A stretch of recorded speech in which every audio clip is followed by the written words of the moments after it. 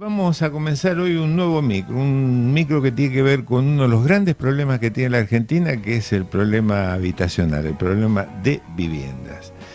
Y el encargado de ese micro es un amigo, pero es alguien muy importante de la ciudad de Rosario, fue presidente de varios años del Consejo de Ingenieros de la ciudad de Rosario, fue presidente del Colegio de Arquitectos de Rosario entre 2012 y 2013, fue presidente del Colegio de Arquitectos de la provincia de Santa Fe entre 2014 y 2015, fue vicepresidente de FADEA, de la Federación Argentina de Arquitectos.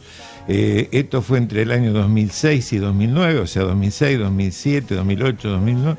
Y si faltara algo, es profesor titular del proyecto arquitectónico 1, 2 y del proyecto final de carrera de la Facultad de Arquitectura de la Universidad Nacional de Rosario. ¿Quieren títulos? Bueno, acá hay títulos. Su nombre es Edgardo Bañasco, Edi Bañasco para los amigos. ¿Cómo te va, Edi? Bienvenido y buen día. ¿Cómo andan? Bien, bien. La verdad, un placer tenerte. Un placer que pases a integrar este equipo del Dedo en la Llaga. Bueno, para mí también. Veo muchos amigos acá. Así que vamos a tratar de abordar estos problemas con una idea de que la gente entienda de qué estamos hablando. A veces nosotros tenemos una mirada como académica o muy profesional de estos temas, así que vamos a tratar de hacerlo lo más sencillo posible, digamos, ¿no? ¿Y con qué pensabas arrancar? No, habíamos estado un poco lo que vos decías, ¿no? Que el problema de la vivienda es un problema... sí, el problema de... No, pero hay un libro de Federico Engel que escribió sobre ese tema, se llamaba así, El problema de la vivienda, siglo XIX, ¿eh? Claro. Sé que es un problema que viene desde hace mucho y que en realidad no se puede resolver, ¿va? En realidad son muy pocos los ejemplos en la Argentina de vivienda pública, de vivienda social, de vivienda masiva, que hayan dado en el tiempo buenas soluciones. Son muy pocos. En general ha habido procesos de degradación de la vivienda, degradación del área urbana. O sea, es un problema que para la Argentina no ha podido resolver. Las políticas de vivienda de la Argentina son muy contados los ejemplos donde se ha resuelto adecuadamente este tema, ¿no? El otro día vi en el diario La Capital un artículo que te publicaron, un excelente artículo, sobre lo que vos definís como un cuento chino, o sea, esa idea que andaba dando vuelta en el gobierno nacional de importar 1 millón de viviendas chinas. ¿De qué se trata eso? Bueno, en realidad parece que el proyecto ahora se ha desalentado. Era un negocio de comprarle viviendas prefabricadas a los chinos. En realidad el gran negocio lo hacían los chinos porque se producen en China, se fabrican en China, se arman los premoldeados en China, se exportan a la Argentina, y todo eso que podría ser mano de obra y desarrollo para nuestro país ha quedado en un negocio meramente comercial, digamos, ¿no? Y en realidad, bueno, el problema de la vivienda es más complejo que armar una casa, que era un poco el tema ¿no? Siempre en ese artículo vos hablas de vivienda y de hábitat. ¿Qué querés decir? Que tantas veces mencionás eso. Justamente eso es lo que iba a decir. Si el problema de la vivienda no es hacer casas, el problema de la vivienda es, nosotros lo llamamos hábitat, que es casa en contexto, viviendas en contexto. Contexto social, económico, político, urbano sobre todo. Es decir, cuando uno realiza un conjunto habitacional, en realidad está pensando en la escala de la calle, la escala del barrio y la escala de la ciudad. Eso tiene que estar en sintonía. Como cuando no se piensa la vivienda de esa forma, pasa lo que está pasando con los conjuntos habitacionales. Están aislados, son guetos, no tienen infraestructura, no tienen servicio, son de mala calidad. Si ha habido un proceso también en el tiempo, yo lo llamo de reducción de estándares, ¿no? Estándares de medidas de vivienda, ya no entra el ropero, ya no entra en la pieza, de estándares de materialidad, de estándares de materiales, todo de mala calidad, todo para ahorrar plata. de estándares de mano de obra, de la tecnología para realizar las viviendas.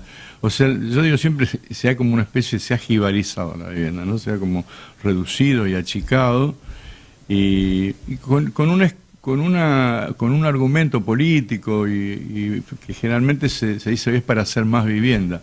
Paradójicamente, esa política ha realizado menos vivienda en el tiempo.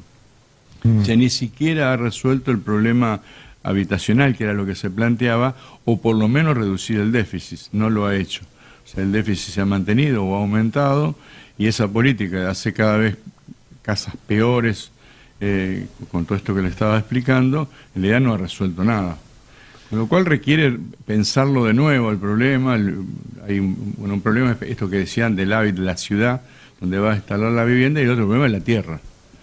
No podés hablar de la vivienda sin tener una política de tierra. El caso del Procrear, del gobierno anterior, es un ejemplo típico, ¿no? Fue un buen plan de desarrollo de vivienda, subsidiado, tratando que la gente acceda a la vivienda, y no tuvo política de tierra. Consecuencia de eso, la tierra en la periferia de Rosario aumentó tremendamente, y cada vez se hace más difícil acceder a una vivienda. Sí, un lotecito en Roldán vale $20 y pico mil.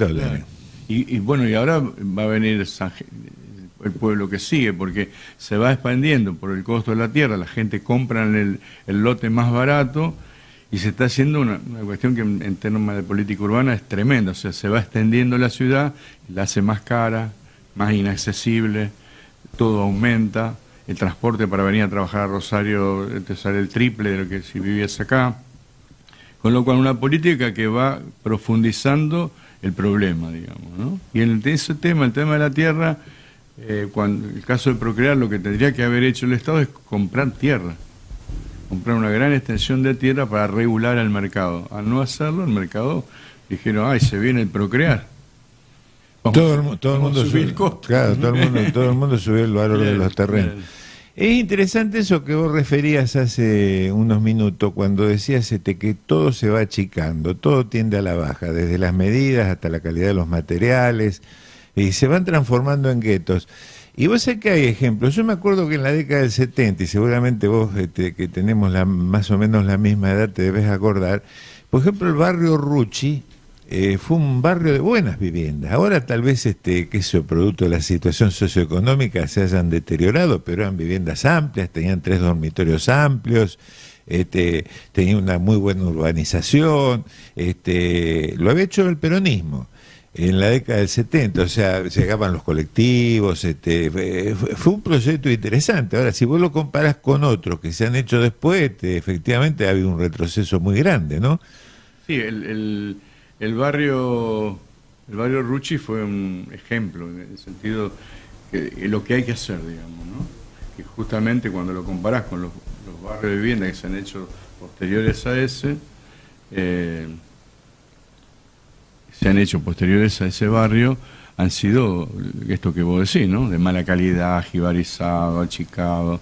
Y el Rucci era un barrio que todavía, gracias a esas cosas, la gente lo cuida, mantiene el entorno, mantiene el jardín, porque la vivienda le resulta útil y cómoda.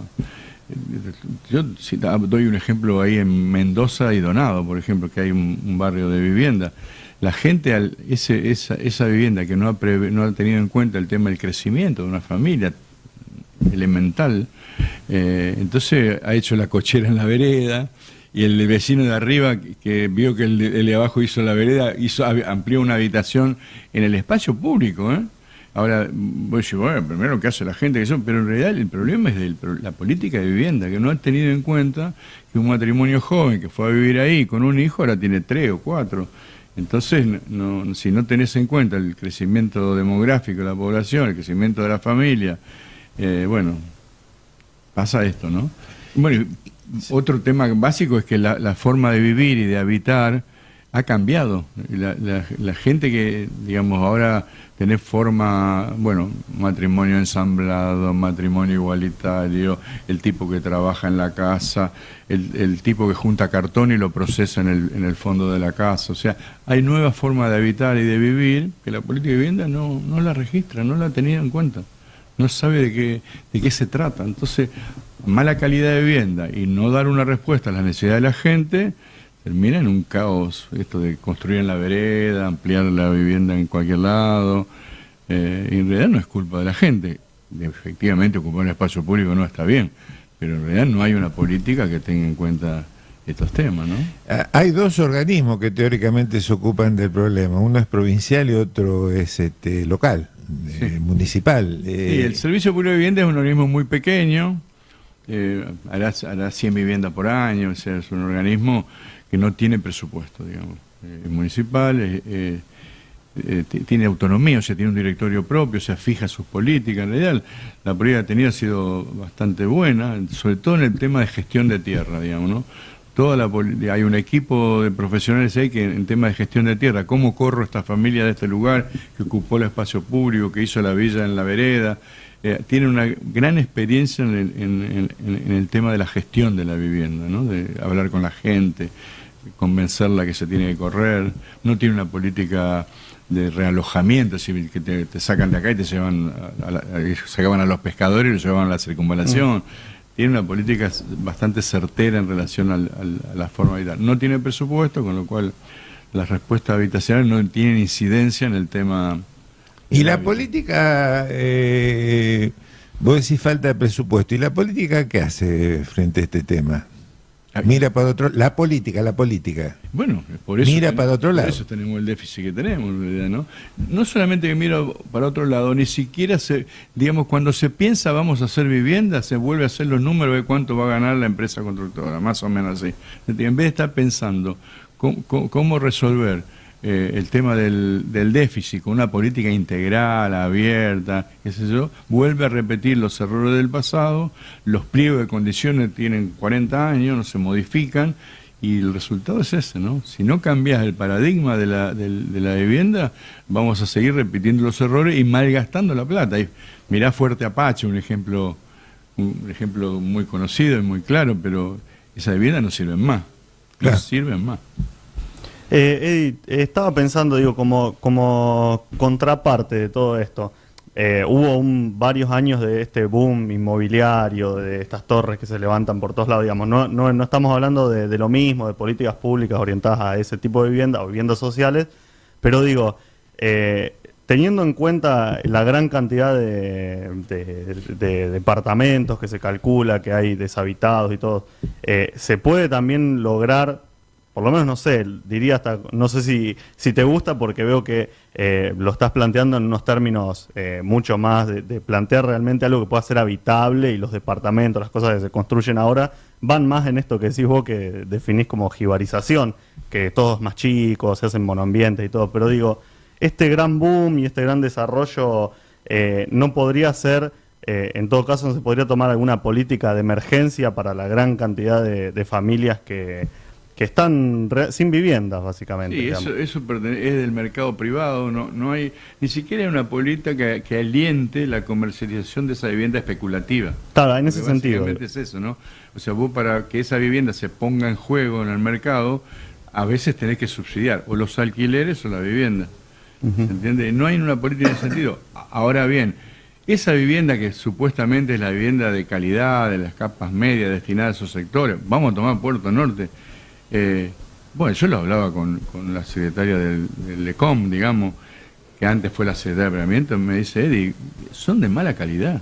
O sea, la vivienda de carácter para élite, digamos, para sectores de alta renta, qué sé yo, son malas, de mala calidad, de malas viviendas. O sea que, en realidad, de alguna forma, el mismo problema, por el tema de la rentabilidad, se va trasladando a otros sectores, ¿no? Entonces, no, la vivienda en Rosario es mala, toda la vivienda en general es de una mala performance, digamos. Eddie, bueno, se nos acabó el tiempo, desde ya, bueno, muy contento, te lo digo nuevamente, de poder recibirte, de que nos acompañes en este Dedo en la Llaga 2018, y seguramente vos tenés propuestas, ustedes tienen propuestas como colegio, como... Sí, el tema tiene mucho, por ejemplo, vamos a seguir conversando. Vamos a seguir conversando, vamos a hablar del tema de la tierra, este tema que es donde se produce la vivienda, es la mercancía principal que tiene. Bueno, vamos a seguir hablando de eso, tratando de entender el problema y buscar algunas soluciones que son colectivas, digamos, ¿no? Tienen que jugar todos los actores. Y claro, y hay que salir. Viste que ahora están de moda los departamentos de 18, de 20 metros en Capital, donde tenés camas plegables.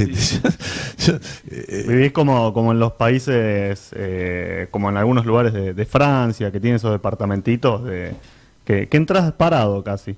Digamos, pero por ellos, por una cuestión, si querés, a lo mejor tienen la excusa de que no tienen territorio. Bueno, era el arquitecto Edgardo Bañasco, bueno, con este nuevo micro sobre viviendas, arquitectura y viviendas.